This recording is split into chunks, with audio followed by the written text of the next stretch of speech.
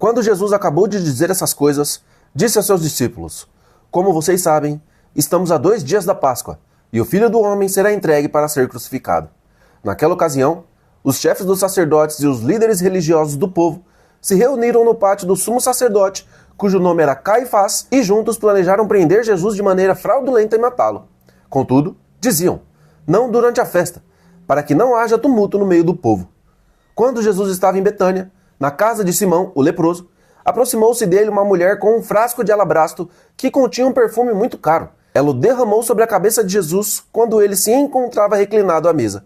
Ao verem isso, os discípulos se indignaram e perguntaram: Por que este desperdício? Este perfume poderia ser vendido por alto preço e o dinheiro ser dado aos pobres. Percebendo isso, Jesus lhes disse: Por que vocês estão perturbando essa mulher? Ela praticou uma boa ação para comigo, pois os pobres vocês sempre terão com vocês, mas a mim nem sempre terão. Quando derramou este perfume sobre o meu corpo, ela fez a fim de me preparar para o meu sepultamento. Em verdade lhes digo que, onde quer que este evangelho for anunciado em todo o mundo, também o que ela fez será contado em sua memória. Então, um dos 12, chamado Judas Iscariotes, dirigiu-se aos chefes dos sacerdotes e lhes perguntou: O que me dareis se eu entregar a vós? Acordaram com ele 30 moedas de prata. Desse momento em diante, Judas procurava uma oportunidade para entregá-lo. No primeiro dia da festa dos pães sem fermento, os discípulos dirigiram-se a Jesus e lhe perguntaram: Onde queres que preparemos a refeição da Páscoa para comeres? Ele respondeu: Entrem na cidade, procurem certo homem e digam-lhe: O mestre diz: O meu tempo está próximo. Vou celebrar a Páscoa com os meus discípulos na sua casa. Os discípulos fizeram como Jesus os havia instruído e prepararam a Páscoa. Ao anoitecer, Jesus estava reclinado à mesa com os 12. Enquanto comiam, ele disse: Em verdade lhes digo que um de vocês me trairá. Eles ficaram muito tristes e começaram a dizer-lhe um após outro: Com certeza não sou eu, Senhor. Jesus afirmou: Aquele que comeu comigo do mesmo prato há de me trair. O Filho do Homem irá, como está escrito a seu respeito, mas ai daquele por quem o Filho do Homem é traído. Melhor seria que não houvesse nascido. Então, Judas, que o trairia, disse: Com certeza não sou eu, Rabi. Jesus afirmou: Foi você quem disse isso. Enquanto comiam, Jesus pegou o pão, deu graças, partiu e deu aos seus discípulos, dizendo: Peguem e comam. Isto é o meu corpo. Em seguida, pegou o cálice, deu graças e ofereceu aos discípulos, dizendo: Bebam dele todos vocês. Isso é o meu sangue da aliança, que é derramado em favor de muitos para perdão de pecados. Eu lhes digo que, de agora em diante, não beberei deste fruto da videira, até aquele dia em que beberei o vinho novo com vocês no reino do meu Pai. Depois de terem cantado um hino, saíram para o Monte das Oliveiras. Então Jesus lhes disse: Ainda esta noite, vocês todos me abandonarão, pois está escrito: Ferirei o pastor, e as ovelhas do rebanho serão dispersas. Mas, depois de ressuscitar, irei adiante de vocês para a Galiléia. Pedro respondeu: Ainda que todos te abandonem, eu nunca te abandonarei. Jesus respondeu: Em verdade lhes digo que ainda esta noite, antes que o galo cante, 3 vezes você me negará. Pedro, porém, declarou: Mesmo que seja preciso que eu morra contigo, nunca te negarei. E todos os outros discípulos disseram o mesmo. Então, Jesus foi com os seus discípulos para um lugar chamado Getsêmani e lhes disse: Sentem-se aqui enquanto vou ali orar. Levando consigo Pedro e os 2 filhos de Zebedeu, começou a ficar triste e angustiado. Então, disse-lhes: A minha alma está profundamente triste, em uma tristeza mortal. Fiquem aqui e vigiem comigo. Indo um pouco mais adiante, prostrou-se com o rosto em terra e orou: Meu pai, se for possível, afasta de mim este cálice. Contudo, não seja como eu quero, mas como tu queres. Depois, voltou aos seus discípulos e os encontrou dormindo. Vocês não puderam vigiar comigo nem por 1 hora? Perguntou a Pedro. Vigiem e orem para que não caiam em tentação. O espírito está pronto, mas a carne é fraca.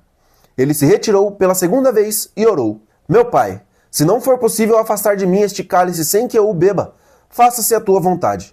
Quando voltou, de novo os encontrou dormindo, porque os olhos deles estavam pesados. Então, deixou-os novamente e orou pela 3ª vez, dizendo as mesmas palavras. Depois, voltou aos discípulos e lhes disse: Vocês ainda dormem e descansam? Chegou a hora. O Filho do Homem será entregue nas mãos de pecadores. Levantem-se e vamos. Aí vem o meu traidor. Enquanto ele ainda falava, Judas, um dos 12, chegou. Com ele estava uma grande multidão armada de espadas e varas, enviada pelos chefes dos sacerdotes e líderes religiosos do povo. O traidor havia combinado um sinal com eles. Ele é aquele a quem eu saudar com um beijo. Prendam-no. Dirigindo-se imediatamente a Jesus, Judas disse: Saudações, Rabi, e o beijou. Jesus, porém, lhe perguntou: Amigo, o que o traz aqui? Então, os homens se aproximaram, agarraram Jesus e o prenderam. Um dos que estavam com Jesus, estendendo a mão, sacou a espada e feriu o servo do sumo sacerdote, decepando-lhe a orelha. Jesus lhe disse: Guarde a espada, pois todos os que empunham a espada morrerão pela espada. Você acha que eu não posso pedir ao meu Pai e ele não poria imediatamente à minha disposição mais de 12 legiões de anjos? Como então se cumpririam as escrituras que dizem que as coisas deveriam acontecer desta forma? Naquela hora, Jesus disse à multidão: Acaso estou chefiando alguma rebelião para que venham me prender com espadas e varas? Todos os dias estive com vocês, ensinando no templo, e vocês não me prenderam. Mas tudo isso aconteceu para que se cumprissem as escrituras dos profetas. Então, todos os discípulos o abandonaram e fugiram. Os que prenderam Jesus levaram-no para Caifás, o sumo sacerdote, em cuja casa se haviam reunido os mestres da lei e os líderes religiosos. Pedro o seguiu de longe até o pátio do sumo sacerdote. Ele entrou e sentou-se com os guardas para ver o que aconteceria. Os chefes dos sacerdotes e todo o sinédrio procuravam um depoimento falso contra Jesus, para que pudessem condená-lo à morte. No entanto, não encontraram nenhum, embora tenham se apresentado muitas falsas testemunhas. Finalmente, apresentaram-se duas, que declararam: Este homem disse: Sou capaz de destruir o templo de Deus e reconstruí-lo em 3 dias.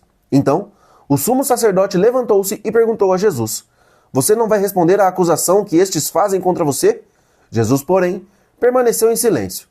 O sumo sacerdote lhe disse: Exijo que jure pelo Deus vivo. Diga-nos se você é o Cristo, o Filho de Deus. Tu mesmo o disseste, respondeu Jesus. Mas eu digo a todos vocês: chegará um dia em que verão o Filho do Homem assentado à direita do Poderoso e vindo sobre as nuvens do céu. Então, o sumo sacerdote rasgou as próprias vestes e disse: Blasfemou! Por que precisamos de mais testemunhas? Vocês ouviram a blasfêmia agora. O que lhes parece? É digno de morte, responderam. Então, alguns lhe cuspiram no rosto e lhe deram murros. Outros lhe davam tapas e diziam: Profetize para nós, Cristo. Quem foi que bateu em você? Pedro estava sentado no pátio e uma criada, aproximando-se dele, disse: Você também estava com Jesus, o Galileu. Contudo, ele negou diante de todos, dizendo: Não sei do que você está falando. Depois, saiu em direção à porta, onde outra criada o viu e disse aos que estavam ali: Este homem estava com Jesus, o Nazareno. E ele, jurando, negou outra vez: Não conheço esse homem. Pouco tempo depois, os que estavam por ali chegaram a Pedro e disseram: Certamente você é um deles. O seu modo de falar o denuncia. Aí ele começou a amaldiçoar e a jurar: Não conheço esse homem. E imediatamente o galo cantou. Então Pedro se lembrou da palavra que Jesus lhe havia dito: Antes que o galo cante, você me negará 3 vezes. Saindo dali, chorou amargamente.